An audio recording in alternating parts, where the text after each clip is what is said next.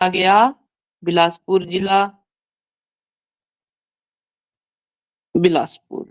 ठीक है। और यहाँ पे अगर हम बात करते हैं वेस्ट साइड की, यानी कि पश्चिम की, तो पश्चिम में आ गया ऊना जिला। ठीक है, ऊना जिला।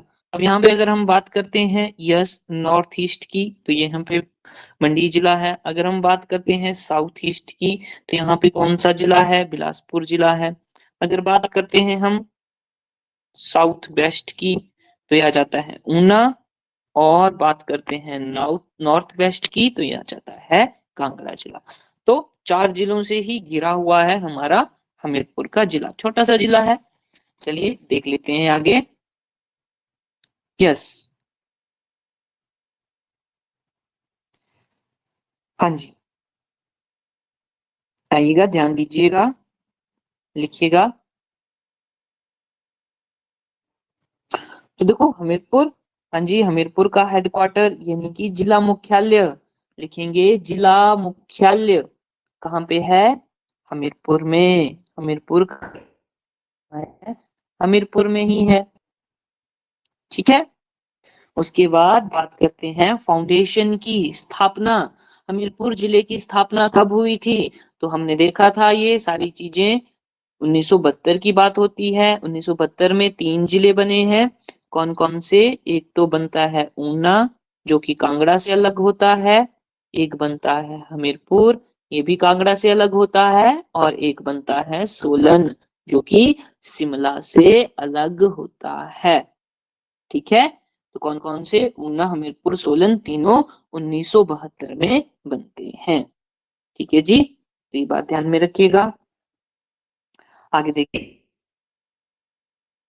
कितना क्षेत्रफल है हमीरपुर का, कितना एरिया में हमीरपुर फैला हुआ है? तो बात करते हैं 1118 वर्ग किलोमीटर। वर्ग किलोमीटर के एरिया में हमीरपुर फैला हुआ है।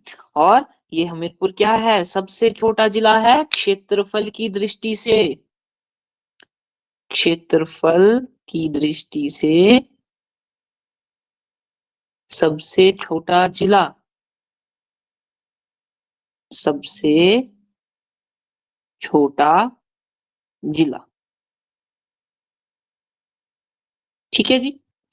अगर हम परसेंटेज की बात करते हैं, कितना प्रतिशत हमीरपुर जिला घेरता है हिमाचल प्रदेश का, तो यह आ जाता है 2.1, 2.01%, यानी कि लगभग लगभग 2% एरिया जो है वो हमीरपुर जिले का है, अगर हम बात करते हैं पूरे हिमाचल में। ठीक है जी, ओके। इतनी बात हो गई हमारे पास, एरिया परसेंटेज भी आ गया। उसके बाद बात करते हैं पॉपुलेशन की। भाई साहब कितनी पॉपुलेशन है हमीरपुर जिले की? पॉपुलेशन कितनी है? तो ये आ जाता है 4,54,768, 4,54,768। इतने लोग हमीरपुर जिले में रहते हैं। ठीक है। अब उसके बाद परसेंटेज की बात कर लेते हैं भाई, कितनी परसेंटेज पॉपुलेशन है हमीरपुर में रहती है? अगर हम बात करें पूरे हिमाचल की, तो ये आ जाती है 6.62%। 6.62%। ठीक है, तो ये भी बात ध्यान में रखिएगा। ऑलराइट, यहाँ तक आई थिंक सबका हो गया होगा। आगे मूव करते हैं। यस, पॉपुलेशन डेंसिटी, जनसंख्या घनत्व, कितनी घनी पॉपुलेशन है? अगर हम बात करते हैं 1 किलोमीटर स्क्वायर एरिया की, तो 1 किलोमीटर स्क्वायर एरिया में कितने लोग रहते हैं?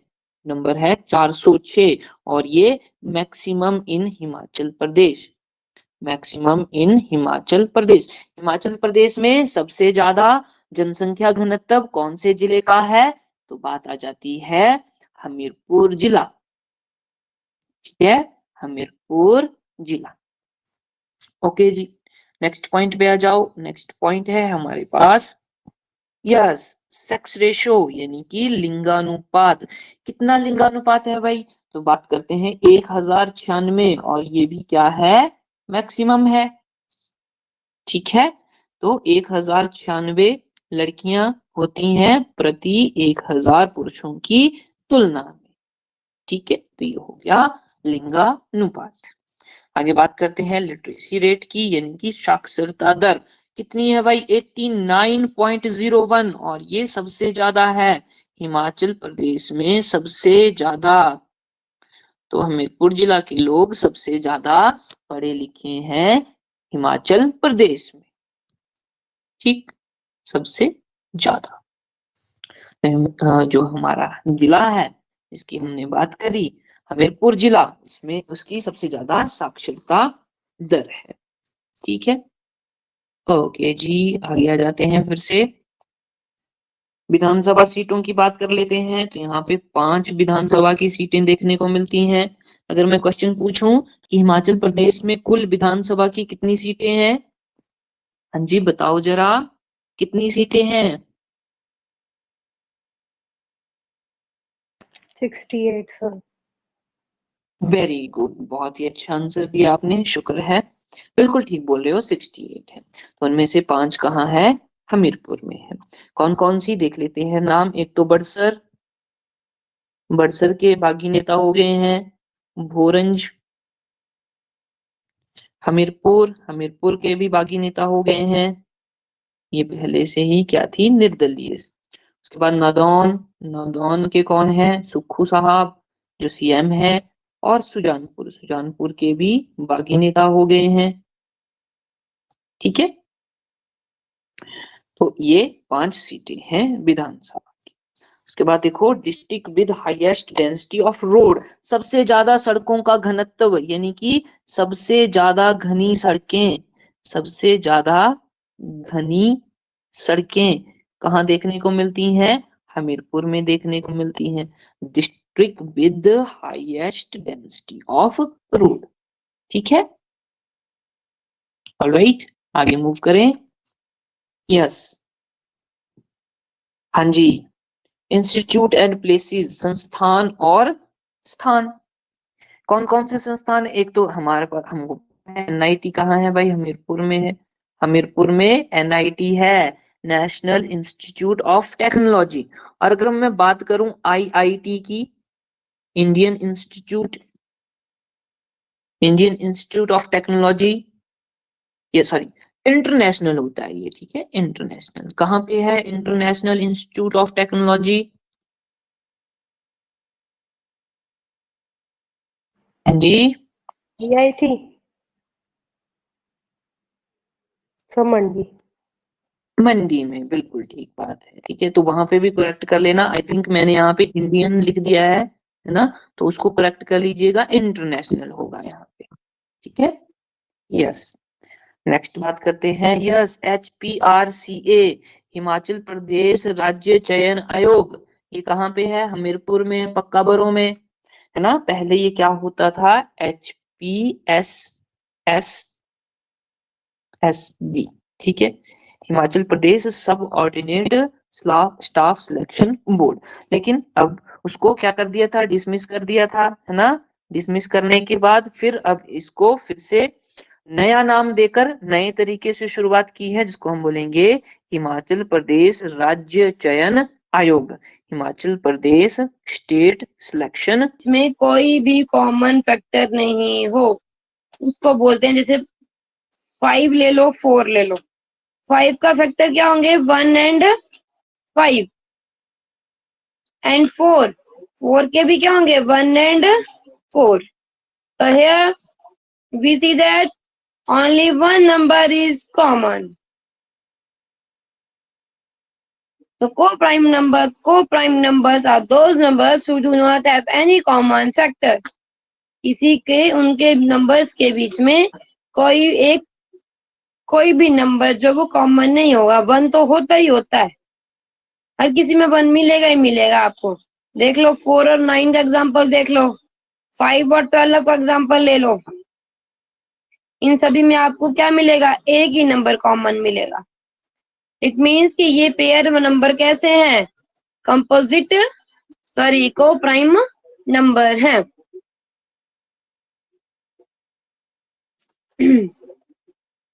चलिए एक और आता है परफेक्ट नंबर। परफेक्ट नंबर क्या नंबर होता है? देखो जैसे कि मान लो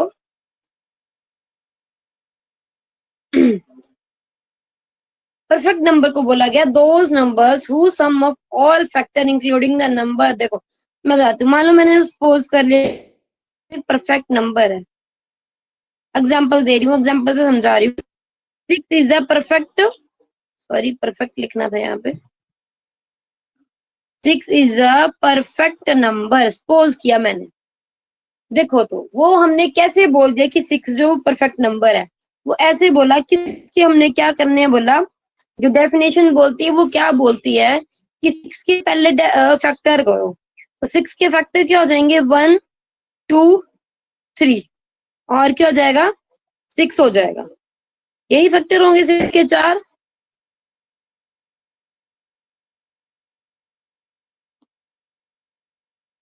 अब बोलती है डेफिनेशन कि दो हु sum of all factors, sum करना है ऑल फैक्टर्स का, but excluding the number itself, जो नंबर है खुद का जो नंबर है उसको नहीं लेना है, उसको कर देना है एक्सक्लूड कर देना है, बाकी नंबरों का क्या कर देना है सम कर देना है। मतलब ये 6 जो है वो 6 नहीं लेना है और उनका सम करके देखना है कि वो 6 के इक्वल आ रहा है कि नहीं आ रहा है। 3 2 5, 5 + 1 6 आ रहे हैं ना 6 के इक्वल, इट मीन्स कि 6 क्या है एक परफेक्ट नंबर है। इट मीन्स कि 6 क्या है एक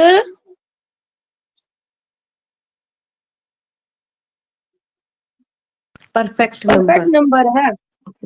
7 को देख लेते हैं, 7 के फैक्टर करो 1 और 7 7, तो इनका सम करना पड़ेगा, तो 1 सम करने को क्या बोला है 1 नहीं आएगा, इट मीन्स दिस हाँ। Number is not a perfect number. चलो 8 देख के देखो, 8 के फैक्टर 1 1 2 4 आगे 4 8। अब क्या बोला गया, डेफिनेशन क्या बोलती है कि जिनके सम करके देखते हैं 1 2 + 4 7, no 7 8 is not a perfect number. ठीक जी, तो ये था परफेक्ट नंबर की कुछ परफेक्ट नंबर्स की पहचान। चलो जी अब देखो कुछ आपको कई बार क्या होता है कि ऐसे क्वेश्चंस आ जाते हैं कि every rational number is whole number, क्या बोल सकते हो आप, every rational number is a whole number, true या फॉल्स?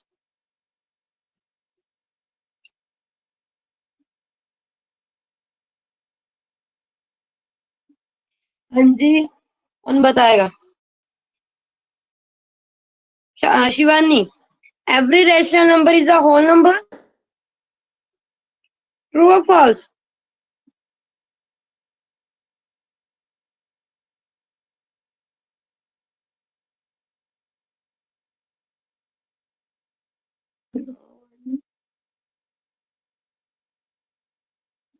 साउंड नहीं आई शिवानी आपकी मेरे तक पहुंची नहीं। Hyper false. ओके अगर मैं बोल दूं every natural number is a integer, then कौन बोलेगा?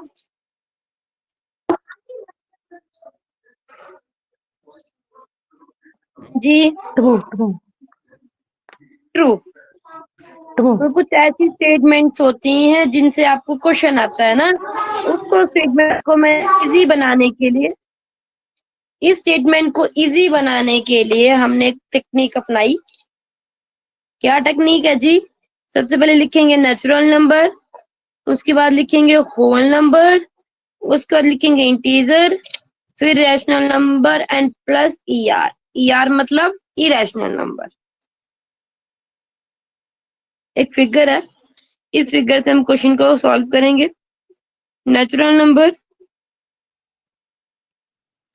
हाँ जी, तो स्टार्ट करते हैं with the definition of physics, या फिजिक्स है क्या। ठीक है जी। Firstly, what is physics?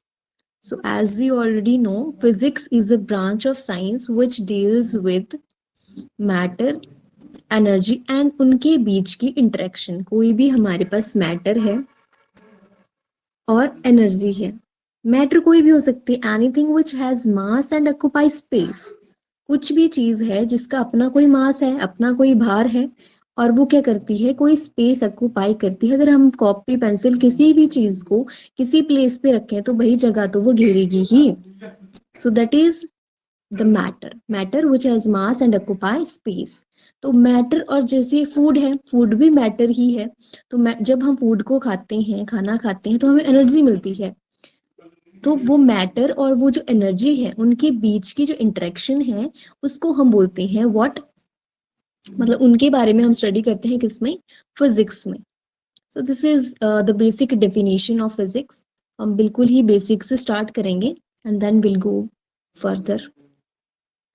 ठीक है जी। तो नेक्स्ट जो हमारे पास बहुत ही बेसिक सी चीजें हैं, but important one, that is the branches of physics. Physics की क्या क्या ब्रांचेस हैं? सो जो फर्स्ट वन ब्रांच है फिजिक्स की, that is mechanics. Mechanics physics की वो ब्रांच है जो मोशन के साथ डील करती है। मतलब किसी भी चीज का कैसा मोशन है वो उसके साथ डील करेगी। अगर किसी कोई भी चीज है, उसका मोशन क्या है, बिल्कुल स्ट्रेट है, स्ट्रेट वो मूव कर रही है, देन उसको हम क्या बोलते हैं? हाँ जी, क्या बोलते हैं? Rectilinear.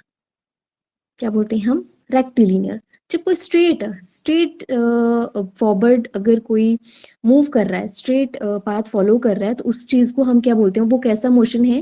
That is rectilinear. Similarly, अगर कोई भी चीज है, अगर कोई भी ऑब्जेक्ट है, वो क्या कर रहा है, एक सर्कुलर मोशन में क्या कर रहा है, मूव कर रहा है, तो that is called circular motion. ठीक है जी। सो इसी से हमारे पास क्वेश्चन बन जाते हैं कि for example different different motion है हमारे पास। हमने देख लिया स्ट्रेट मोशन, रेक्टिलिनियर जिसको बोला हमने, सर्कुलर देख लिया, एंड सिमिलरली हमारे पास क्या है? Periodic motion. ठीक है जी। कौन सा मोशन? पीरियोडिक। दैट इज, अगर हम बात करें रेक्टिलिनियर, तो हमें लग गया पता कि सीधा चलते चलो, दैट इज द रेक्टिलिनियर। और अगर कोई चीज गोल गोल घूम रही है, that is circular motion. Similarly, अगर हमारे पास कोई मोशन जो है, कोई चीज जो है, वो हमारे पास किस तरह से मूव कर रही है, लाइक दिस। अगर हमने क्या देखा होगा, पेंडुलम देखा होगा। सो वो कैसे मूव करता है? Left to right, left to right move करता है। तो उसको बोलते हैं हम पीरियोडिक मोशन। पीरियोडिक मोशन हम उसको बोलते हैं, या हम उसको ऑसिलेटरी मोशन भी बोलते हैं। ठीक है जी। सर्कुलर मोशन को हम रोटेशनल भी कई बार कंसीडर करते हैं, और पीरियोडिक को क्या कंसीडर करते हैं? ऑसिलेटरी। तो इसी से हमारे पास क्वेश्चन आता है। फॉर एग्जांपल हम बात करें कि जो स्विंग है, motion of a child on a swing is, झूले पे है अगर कोई बच्चा, तो उसका मोशन कैसा होगा? हाँ जी, कैसा होगा? Is it circular, is it periodic, या rectilinear? Then your answer will be periodic, है ना जी, या ऑसिलेटरी। इस तरह के क्वेश्चन आपको बेसिकली पूछे जाते हैं, सिंपल से। एंड अगेन अगर हम बात करें motion of a needle of a swing machine, जो हमारी कपड़े सिलने वाली मशीन होती है, उसकी जो नीडल का मोशन है वो कैसा होता है? देखो, जो मशीन है हमारी, उसके पास दो मोशन होंगे। एक जो व्हील पे होगा, है ना, जहां से हम मूव करते हैं, उसको घुमाते हैं, that will be the circular motion. And जो नीडल है, उसके आगे जो है नीडल, जहां पे सिलते हैं कपड़ों को, तो उसको क्या बोलते हैं, वो कौन सा मोशन है? ऊपर नीचे, लेफ्ट राइट, है ना, दैट इज पीरियोडिक। ठीक है जी। तो अगर हमें स्विंग मशीन की बात आए, तो निडल का जो मोशन रहता है, that will be the periodic या ऑसिलेटरी, और जो हमारे पास व्हील का होगा, that will be the circular motion. तो ये जितने भी मोशन हैं, जिनके बारे में हम बात करते हैं, एक नाम दिया उसको, दैट इज मैकेनिक्स। ओके जी, क्लियर? अगर थोड़ा फास्ट हो जाए तो बता देना, ठीक है? Is it okay with this speed? Yes, ma'am. Okay, ठीक है। द नेक्स्ट वन इज, यहाँ पे थर्मोडायनामिक्स होना चाहिए। थर्मोडायनामिक्स, थर्मोडायनामिक्स नेक्स्ट जो ब्रांच है that is the thermodynamics. Thermodynamics मतलब as the name indicate, therm means heat, है ना? जिस ब्रांच में हम, जिस चीज में, ब्रांच ऑफ फिजिक्स में किसकी बात करते हैं हम? हीट की बात करते हैं। कि हीट के बारे में जो भी उसका नेचर है, जितने मोड हैं, क्या इफेक्ट है, उस सब का एक ही नाम दे दिया। उन सबको जो स्टडी करते हैं उसमें क्या, उसका क्या नाम दे दिया हमने? थर्मोडायनामिक्स। इसमें भी सिंपल से क्वेश्चन हमसे पूछे जाते हैं। अब देखो नेचर कैसा होता है हीट का, भाई हीट हॉट से कोल्ड की तरफ चलती है, ऐसा ही नहीं होता है? बॉडी गर्म होगी तभी तो ठंडे की तरफ चलेगी वो, ठीक है? सो this is the nature of heat. अब यहाँ पे बोल दिया इन्होंने मोड। मोड क्या क्या है हमारी हीट के? It will be the conduction, convection and radiation. Firstly, the difference, what is the difference between conduction, convection and radiation? पहले तो हम ये समझ लेते हैं, फिर देखते हैं हम क्वेश्चन किस तरह से यहाँ पे बनते हैं। तो कंडक्शन, कंडक्शन मीन्स अगर कोई बॉडी गर्म है, गर्म है तो वो हॉट से, उसका जो मोड है, मतलब ट्रांसफर है, हीट कहाँ से कहाँ को ट्रांसफर करेगी? भाई हॉट जहाँ पे जगह बिल्कुल गर्म है, उस वाले पोर्शन से हीट कहाँ को चलेगी? कोल्ड वाली तरफ को। तो हॉट से कोल्ड की तरफ जब हमारे पास मोड ट्रांसफर होता है, हीट ट्रांसफर होती है, उस मोड को हम बोलते हैं कंडक्शन। ओके, सो अगर हम सॉलिड की बात करें, एग्जाम्पल भी ले लेते हैं साथ में, तो सॉलिड्स की हम बात करें तो सॉलिड में यही होता है ना, अगर मैं क्या करूं, किसी कप में टी है, चाय है, उसमें मैं क्या कर दूं? स्पून डाल दूं, तो क्या होगा? हीट ट्रांसफर हो जाएगी ना स्पून पे, होगी? अगर, हाँ जी होगी ना, कि नहीं? अगर वुड का होगा,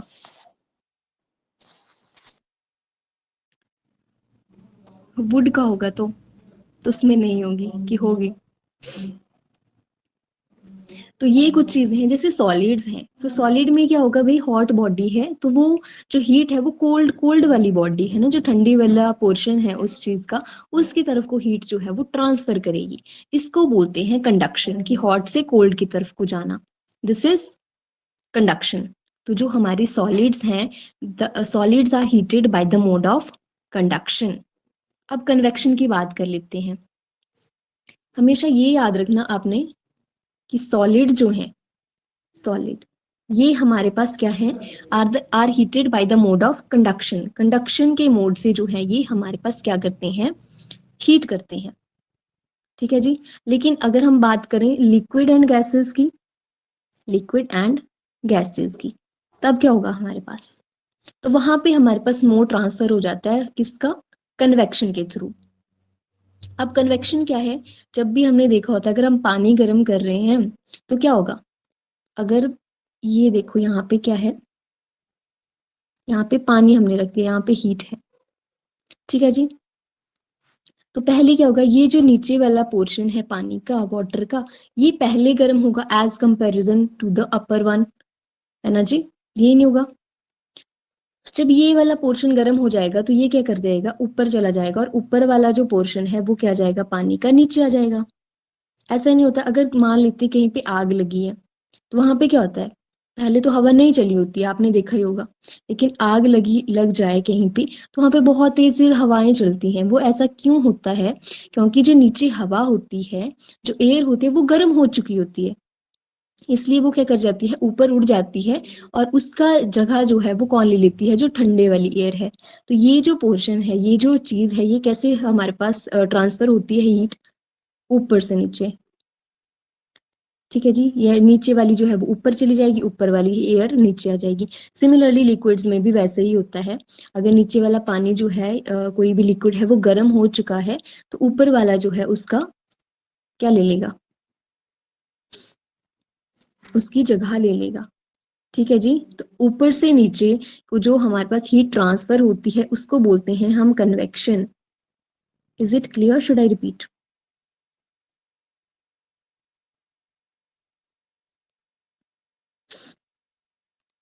हाँ जी, शुड आई रिपीट?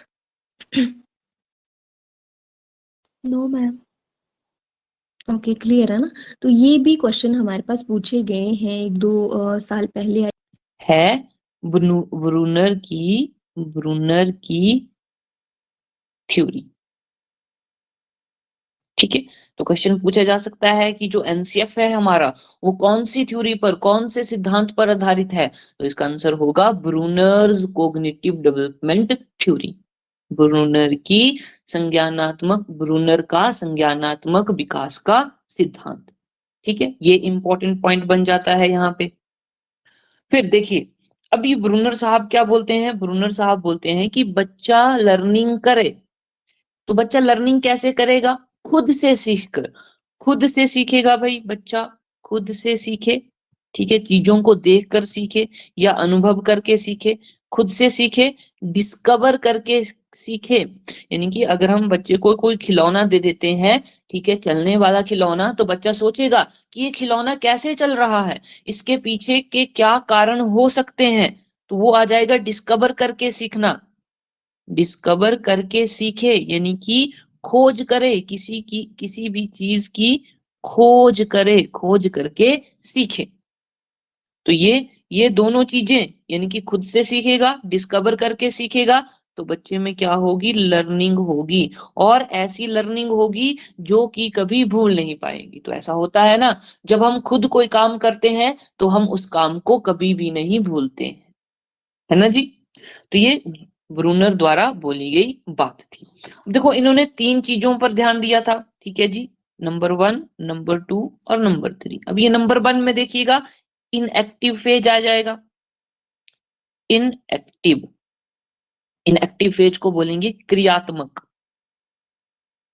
क्रियात्मक, जिसमें कि बच्चा क्रिया करेगा, कुछ ना कुछ करेगा।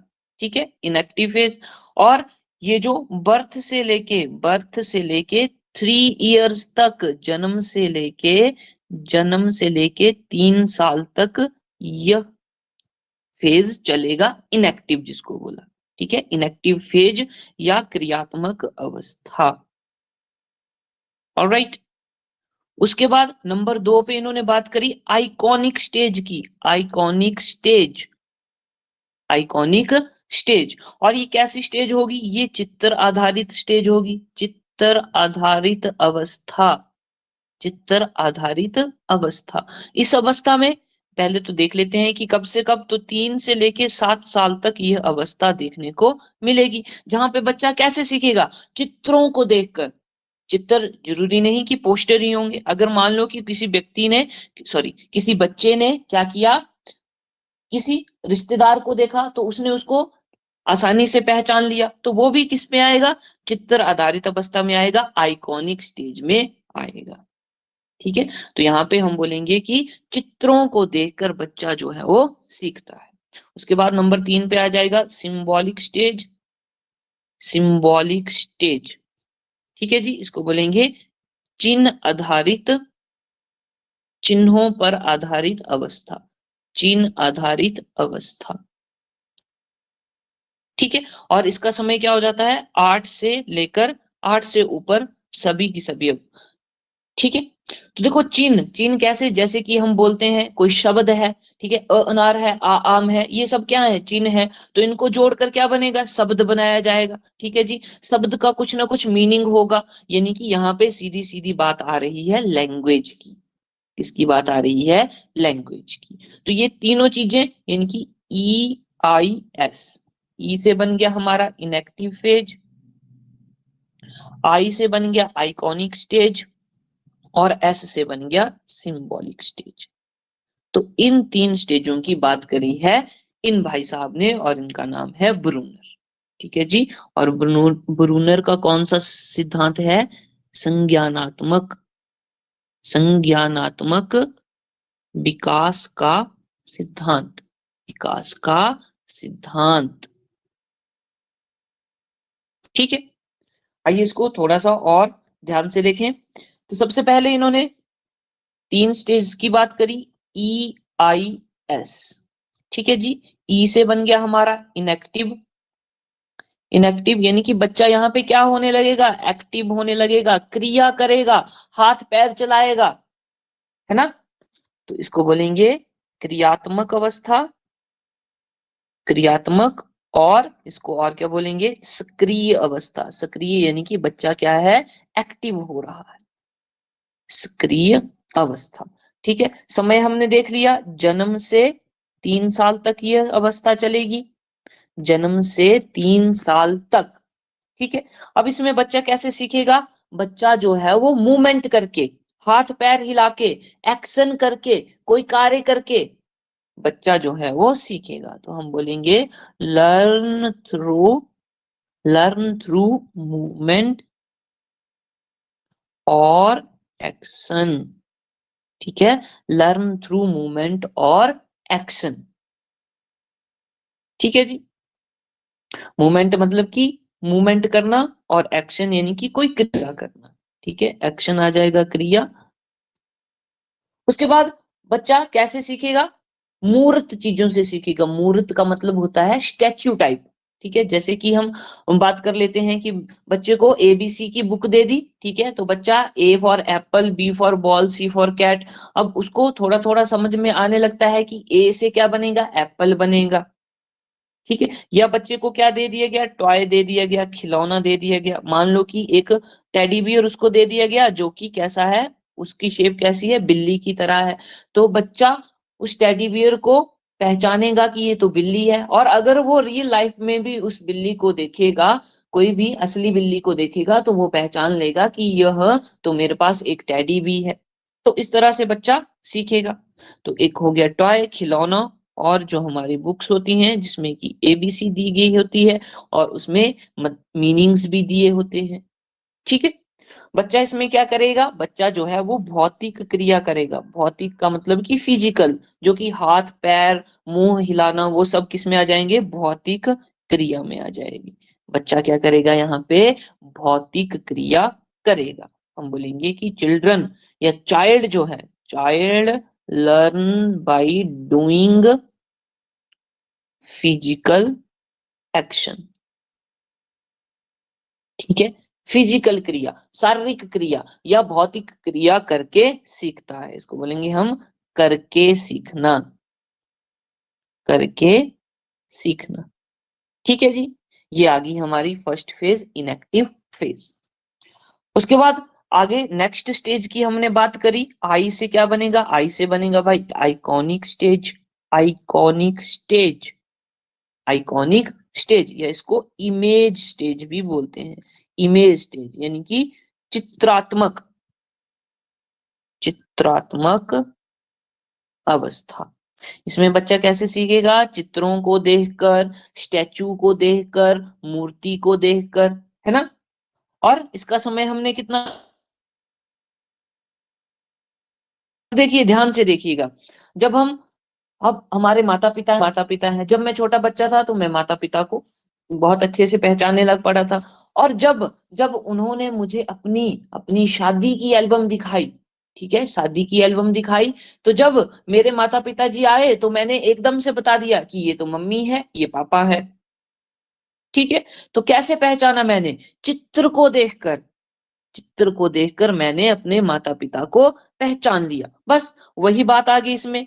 चित्रात्मक स्टेज, इमेज स्टेज और आइकॉनिक स्टेज। ठीक है, तो बच्चा यहाँ पे कैसे सीखता है? इमेजेस से सीखता है।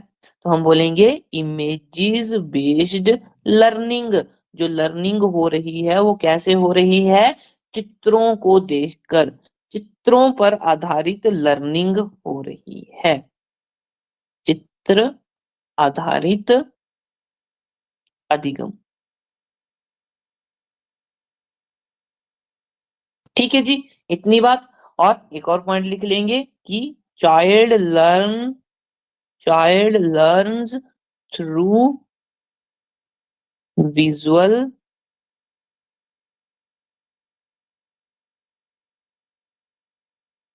presentation। ठीक है जी, यानी कि बच्चा जो है वह चित्रों को देखकर सीखता है,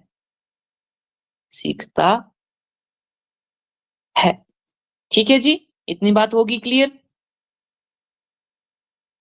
यस एवरीवन, रिस्पॉन्स मी।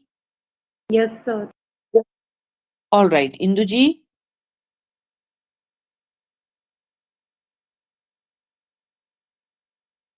आगे बढ़े फिर। यस, जो तीसरी स्टेज हमने बोली वो एस से, यानी कि सिंबॉलिक स्टेज। ठीक है जी, इसको बोलेंगे चिन्ह आधारित अवस्था। चिन्हों से, चिन्ह का मतलब यहाँ पे लैंग्वेज से आ जाएगा, है ना। तो ये जो मैं लिख रहा हूं एस, ये क्या है, ये भी एक सिंबल है। फिर मैंने लिखा सिंबॉलिक, तो ये भी सिंबल्स को जोड़ के एक वर्ड बना है सिंबॉलिक, चिन्ह आधारित अवस्था। और हमने इसका समय कितना बताया, ये तो होती है 8 साल से ऊपर। 8 साल से ऊपर कब तक, जब तक आदमी जिंदा रहता है तब तक ये सिंबॉलिक स्टेज आती है। अब देखो इस स्टेज में कैसे सीखेगा बच्चा, लैंग्वेज और सिंबल से, लैंग्वेज और सिंबल बेस्ड। ठीक है, यानी कि भाषा और चिन्हों पर आधारित अवस्था,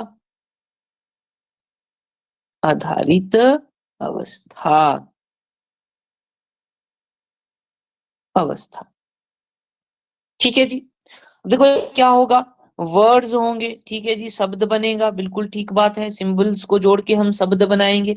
फिर उस वर्ड का हमें मीनिंग पता चलेगा, यानी कि हम उस वर्ड को क्या करेंगे, एक्सप्लेन कर सकते हैं कि हाँ जी कैट का मतलब क्या होता है जी, बिल्ली होती है। बिल्ली कैसे दिखने में होती है, उसकी 4 टांगे होती है, मुंह होता है, नाक होता है, कान होते हैं, मूछें होती हैं, है ना।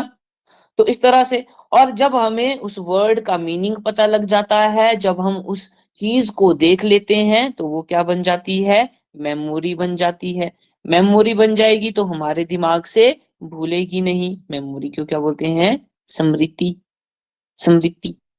ठीक है, तो ये हो गई सिंबॉलिक स्टेज, बस इतनी सी बात है।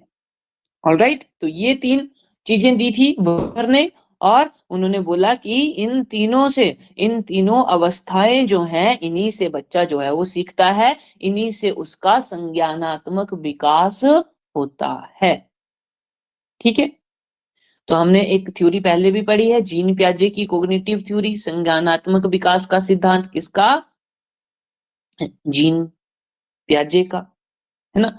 और इन्होंने भी, ब्रूनर साहब ने भी संज्ञानात्मक विकास का सिद्धांत दिया था। और इन्होंने जो ये सिद्धांत दिया, इससे क्या निकला, NCF, national curriculum framework. Okay, तो ये बातें ध्यान में रखनी है। अब थोड़ा सा और जान लेते हैं, ये जो ब्रूनर साहब हैं, ब्रूनर साहब को बोला जाता है फादर ऑफ डिस्कवरी लर्निंग,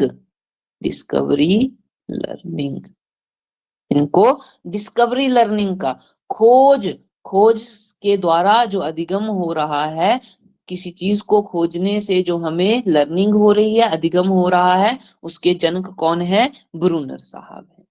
ठीक है, और ब्रूनर साहब ने एक वर्ड दिया था जो कि हमने पहले भी पढ़ा था, scaffolding.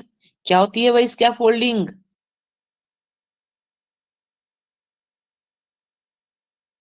What is scaffolding? Sir scaffolding जैसे मतलब मचान या हेल्प करना किसी यस, प्रॉब्लम को। हेल्प करना, बिल्कुल ठीक बात है। अगर कोई व्यक्ति या बच्चा प्रॉब्लम में है, उससे सॉल्व नहीं हो रही है प्रॉब्लम, एंड नॉन मेटल के बीच में बनता है। ठीक है, तो दूसरा पॉइंट, जैसे हमें ये चीज पता थी कि जो इलेक्ट्रोवेलेंट बॉन्ड है वो मेटल और नॉन मेटल के बीच में बनता है, जो कोवेलेंट बॉन्ड है वो नॉन मेटल के बीच में बनता है, ठीक है। अब हम बात करते हैं, जैसे हमने इलेक्ट्रोवैलेंट बॉन्ड की बात की थी, तो उसमें हमारे पास ये आया था कि वहां पे आप क्या करते थे, इलेक्ट्रॉन का ट्रांसफर होता था, ठीक है। कहाँ से ट्रांसफर होता था, मेटल से ट्रांसफर होता था, क्योंकि आपको पता है कि मेटल के जो वैलेंस शेल है उसमें 1 2 या 3 इलेक्ट्रॉन्स होते थे, तो वो इजीली अपने इलेक्ट्रॉन को लूज करता था और उसपे पॉजिटिव चार्ज आता था, ठीक है। नॉन मेटल का कंसेप्ट सिर्फ कोवेलेंट बॉन्ड में आता है, और कोवेलेंट बॉन्ड में यहाँ पे क्या होता है, शेयरिंग ऑफ इलेक्ट्रॉन, यहाँ पे इलेक्ट्रॉन ट्रांसफर नहीं होते, यहाँ पे इलेक्ट्रॉन की शेयरिंग होती है, क्योंकि आपको पता है कि नॉन मेटल के बीच में आपका बॉन्ड बन रहा है, तो नॉन मेटल के वैलेंस शेल में कितने इलेक्ट्रॉन होते हैं, 4 5 6 और 7 इलेक्ट्रॉन्स होते हैं, तो वो इजीली अपने इलेक्ट्रॉन लूज तो नहीं कर सकते, गेन करते हैं ना।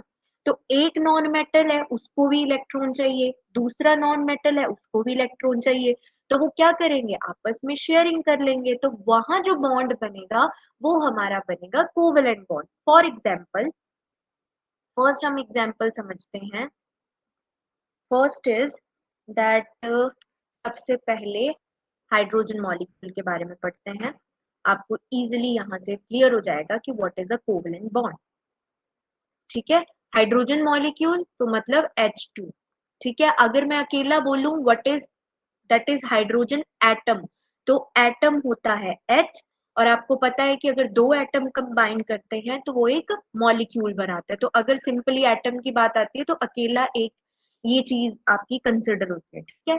हाइड्रोजन मॉलिक्यूल H2 मॉलिक्यूल है, तो अब मुझे ये है कि H के वैलेंस शेल में, मतलब H का एटॉमिक नंबर 1 ही होता है, तो उसके वैलेंस शेल में कितने इलेक्ट्रॉन है, एक इलेक्ट्रॉन है, ठीक है। और मैंने ये बताया था जब मेटल और नॉन मेटल की बात की थी, ये बताया था जब डिफरेंस बोला था, तो मैंने ये बोला था कि जो हाइड्रोजन होता है वो आपका, चाहे उसके वैलेंस शेल में एक इलेक्ट्रॉन है, लेकिन वो नॉन मेटल गिना जाता है, ठीक है।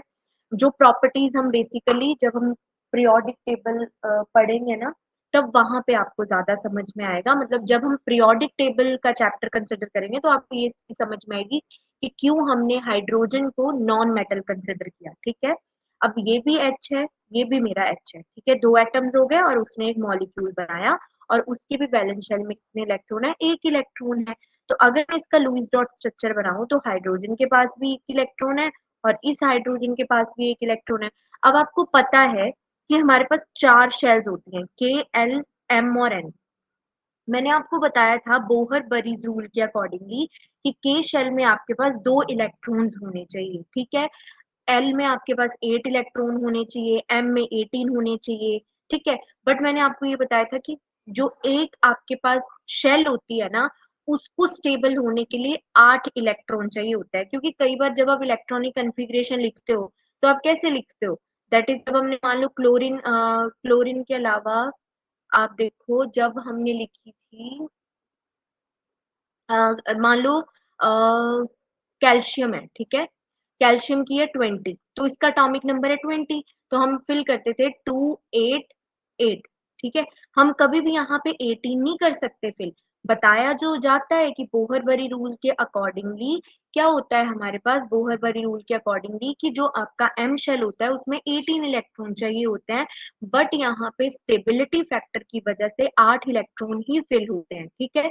तो यहाँ पे हाइड्रोजन को एक इलेक्ट्रॉन चाहिए स्टेबल होने के लिए, क्योंकि के शेल में सिर्फ 2 इलेक्ट्रॉन हमें चाहिए होते हैं, तो ये भी तो हमारा के शेल है ना, ये भी तो के शेल है, तो के शेल को स्टेबल होने के लिए कितने इलेक्ट्रॉन और चाहिए, एक इलेक्ट्रॉन चाहिए, तो वो क्या करेगा, हाइड्रोजन दूसरे हाइड्रोजन का एक एटम जो है वो अपने पास शेयर, मतलब ये भी हाइड्रोजन इसका एक इलेक्ट्रॉन शेयर करेगा, और ये भी जो हाइड्रोजन है वो इसका इलेक्ट्रॉन क्या कर लेगा, शेयर कर लेगा। तो आप देखो इस हाइड्रोजन के पास भी 2 इलेक्ट्रॉन है, इस हाइड्रोजन के पास भी 2 इलेक्ट्रॉन है, तो जो ये बॉन्ड बनेगा ना आपका H और H के बीच में जो बॉन्ड बनेगा वो आपका होगा, that is a covalent bond,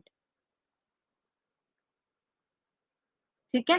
तो एक और एग्जाम्पल मैं आपको बताती हूँ, बट उससे पहले आप मुझे ये बताइए कि आपको ये क्लियर हुआ, समझ में आया कि कोवेलेंट बॉन्ड किसके बीच में बनता है। और हाइड्रोजन का केस जब हमने डिस्कस किया तो अब शेल्स के बारे में भी ध्यान रखेंगे कि के, एल, एम और एन शेल्स जो हैं उसमें हमारे पास कितने इलेक्ट्रॉन्स चाहिए। मैंने आपको बोला था कि के शेल में 2 इलेक्ट्रॉन चाहिए, बाकी आपके एल और एम शेल में स्टेबल होने के लिए 8 इलेक्ट्रॉन चाहिए। तो हाइड्रोजन के पास सिर्फ और सिर्फ एक ही इलेक्ट्रॉन था मेरे पास, ठीक है। तो उसको स्टेबल होने के लिए क्या चाहिए, एक और इलेक्ट्रॉन चाहिए। तो 2 इलेक्ट्रॉन चाहिए थे ना, तो वो क्या करेगा, दूसरे हाइड्रोजन से एक इलेक्ट्रॉन शेयर कर लेगा। तो वहां जो बॉन्ड बनेगा वो कोवेलेंट बॉन्ड होगा। तो आपको समझ में आया। फिर मैं नेक्स्ट एग्जाम्पल में चलती हूँ। अगर आपको कुछ पूछना है तो आप पूछ सकते हैं।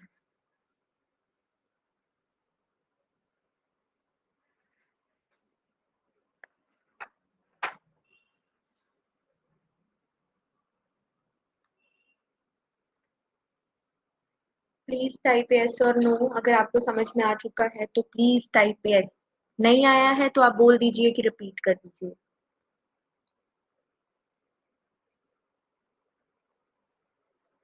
ओके, नाउ नेक्स्ट इज, अब मैं आपको एक एग्जाम्पल बताने से पहले ये बताऊंगी कि आपका जो कोवेलेंट बॉन्ड होते हैं ना, बेसिकली जरूरी नहीं है कि आपके पास सिर्फ और सिर्फ एक ही बॉन्ड बने वहां पे, ठीक है। आपके पास डबल बॉन्ड भी बन सकता है, आपके पास ट्रिपल बॉन्ड भी बन सकता है। आपको ये पता होना चाहिए कि ये सिंगल है, ये डबल है और ये ट्रिपल बॉन्ड है। तो कोवेलेंट बॉन्ड कितनी तरह के होते हैं, 3 तरह के होते हैं। जब आपका सिर्फ और सिर्फ आपका एक ही मतलब अगर मैं ये बोल रही हूँ ना, 2 इलेक्ट्रॉन की बात कर रही हूँ, मतलब कि एक पेयर, ठीक है। आपको पता है कि जैसे हम बोलते हैं ना कि एक जोड़ी, ठीक है, शूज बोलते हैं कि एक जोड़ी, तो उसके दो मतलब दो, एक जोड़ी का मतलब क्या हो गया, वहां पे 2 चीजें आई, मतलब 2 पैर आए ना वहां पे। तो यहाँ पे भी मैं यही बात बोलूंगी, 2 इलेक्ट्रॉन है मतलब कि एक पेयर की बात हो रही है। अब यहाँ पे कितने इलेक्ट्रॉन है मेरे पास, 1, 2, 3 और 4, क्योंकि आपके 2 डबल बॉन्ड है। तो एक इलेक्ट्रॉन ये है, एक ये है, एक ये है और एक ये। कई बार सिंपली भी पूछा जाता है कि how many electrons are present in a bond. तो आपको पता है कि एक जो बॉन्ड होता है वो 2 इलेक्ट्रॉन से मिलके बना होता है। अगर डबल बॉन्ड में पूछा जाए कितने इलेक्ट्रॉन है, तो आपके 4 इलेक्ट्रॉन्स है। अगर आपके ट्रिपल बॉन्ड में पूछे जाए तो 6 इलेक्ट्रॉन्स है। 6 इलेक्ट्रॉन्स मतलब 3 पेयर्स, ठीक है, ये तो पता है ना। फिर उसके बाद, अब ये तो सिंपली था कि अगर मैं यहाँ पे कुछ बोलूंगी तो फिर आपको समझ आना चाहिए कि मैं क्या बोल रही हूँ। तो आपको पता है कि 3 तरह के कोवेलेंट बॉन्ड जो है वो यहाँ पे बनते हैं, single bond, double bond and triple bond, ठीक है। तो अब कैसे कैसे, मैंने आपको सिंगल बॉन्ड की एग्जांपल दे दी है, दैट इज आपको हाइड्रोजन मॉलिक्यूल पता होना चाहिए। फिर मैं बात करती हूँ ऑक्सीजन, ऑक्सीजन की, ठीक है। अब मेरे पास बात आती है ऑक्सीजन मॉलिक्यूल की, ठीक है। तो ऑक्सीजन मॉलिक्यूल मतलब 2 एटम है मेरे पास, ऑक्सीजन ऑक्सीजन, ठीक है। इसका एटॉमिक नंबर भी 8 है, इसका एटॉमिक नंबर भी 8 है। ये जो हुए दैट इज 2 और 6, और ये जो हुआ दैट इज ऑल्सो 2 और 6, मतलब इसके वैलेंस शेल में 6 इलेक्ट्रॉन्स हैं। इनको स्टेबल होने के लिए कितने इलेक्ट्रॉन चाहिए, कोई बता सकता है? प्लीज टाइप कि कितने इलेक्ट्रॉन चाहिए ऑक्सीजन को स्टेबल होने के लिए। 2, शाबाश। तो इसका मतलब है ऑक्सीजन को चाहिए 2 इलेक्ट्रॉन स्टेबल होने के लिए, क्योंकि यहाँ पे इस शेल में आपके पास के और एल, एल शेल में आपके पास 8 इलेक्ट्रॉन्स होना जरूरी होता है, लेकिन ऑक्सीजन के पास सिर्फ 6 हैं। तो उसको 2 चाहिए, तो वो 2 कहाँ से लेगा, दूसरे ऑक्सीजन से लेगा। कैसे लेगा, जब वो शेयर करेगा। तो ऑक्सीजन के पास 6 इलेक्ट्रॉन्स है, 1 2 3 4, मैं एक यहाँ पे बना देती हूँ, नहीं रुको। तो मैंने क्या किया, 1 2 3 4, यहाँ पे मैं 5 और 6 बना रही हूँ, ठीक है। यहाँ पे ऑक्सीजन ये भी 6, 1 2 3 4 5 6, 6 हो गए ना टोटल। अब यहाँ पे इस ऑक्सीजन के पास 6 इलेक्ट्रॉन्स हैं, इसको 2 इलेक्ट्रॉन चाहिए, तो वो दूसरे ऑक्सीजन से लेगा। तो इसने शेयर कर लिया, ठीक है। अब बताओ कितने इलेक्ट्रॉन हुए, 1 2 3 4 5 6 7 8, ये वाला ऑक्सीजन हो गया स्टेबल। अब इस ऑक्सीजन की बात करेंगे तो 1 2 3 4 5 6, और ये शेयर कर लेगा ये वाले 2 इलेक्ट्रॉन्स, ठीक है। तो यहाँ पे भी कितने हो गए, 8 हो गए। तो ये जो बॉन्ड आपका बना है, this is the double bond, double covalent bond. मैंने आपको बताया कि कोवलेंट बॉन्ड अलग अलग तरह के होते हैं। एक single bond, that is this is also ये है डबल बॉन्ड। अब मैं आपको बताऊंगी ट्रिपल बॉन्ड, ठीक है। तो कई बार पूछा जाता है कि ऑक्सीजन में कौन सा बॉन्ड एग्जिस्ट करता है, तो कोवलेंट बॉन्ड तो एग्जिस्ट करता है लेकिन डबल बॉन्ड एग्जिस्ट करता है। अब हम बात करेंगे यहाँ पे ट्रिपल बॉन्ड की, ठीक है। सो यहाँ पे मैं एग्जांपल लेती हूँ N2 molecule, nitrogen, this is nitrogen. तो N ये एटम है, N ये एटम है, इसका एटॉमिक नंबर होता है 7 और इसका एटॉमिक नंबर होता है 7। तो मैंने इसकी कॉन्फ़िगरेशन लिखी 2 और 5 और इसकी कॉन्फ़िगरेशन लिखी 2 और 5। अब मुझे ये बताइए कि नाइट्रोजन को स्टेबल होने के लिए कितने इलेक्ट्रॉन चाहिए?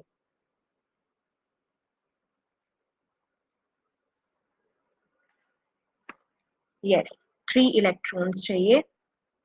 Very good, 3। तो इसका मतलब है हमें कितने इलेक्ट्रॉन चाहिए? 3 इलेक्ट्रॉन चाहिए नाइट्रोजन मॉलिक्यूल को स्टेबल होने के लिए। तो बना लो उसका लुईस स्ट्रक्चर।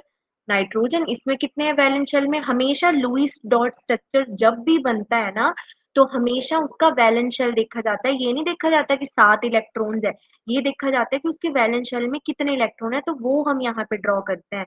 तो हम लिखेंगे एक, 3 इलेक्ट्रॉन चाहिए ना, 1 2 3 4। यहाँ पे मैं 3 इलेक्ट्रॉन्स जो है वो इधर बना लेती हूँ, ठीक है। 3, इसके भी 3 इलेक्ट्रॉन्स और ये ऊपर 2, ठीक है। तो इस नाइट्रोजन को कितने इलेक्ट्रॉन चाहिए? और 3 इलेक्ट्रॉन चाहिए। तो 3 इलेक्ट्रॉन ये यहाँ से शेयर कर लेगा, ठीक है। इस नाइट्रोजन को भी 3 इलेक्ट्रॉन चाहिए, तो ये भी यहाँ से शेयर कर लेगा। तो अब मुझे इस नाइट्रोजन की बात बताओ, 1 2 3 4 5 6 7 और 8। तो ये नाइट्रोजन स्टेबल हो गया। अब इस नाइट्रोजन की बात करेंगे तो 1 2 3 4 5 6 7 और 8, ठीक है। तो इसका मतलब कितने बॉन्ड बने इसमें? दैट इज 3 बॉन्ड बन रहे हैं हमारे पास, which is a triple bond,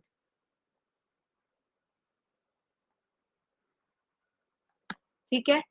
तो अब मुझे ये बताइए यहां तक आपको क्लियर हुआ कि नहीं?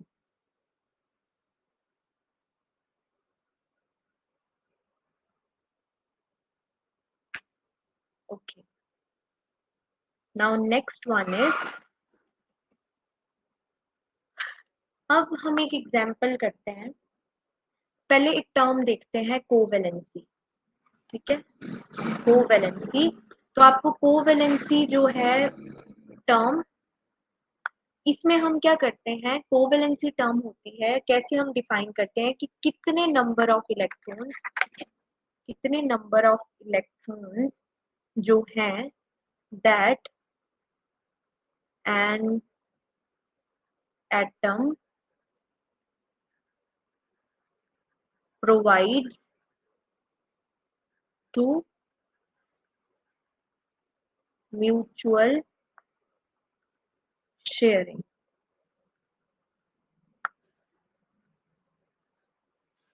sharing during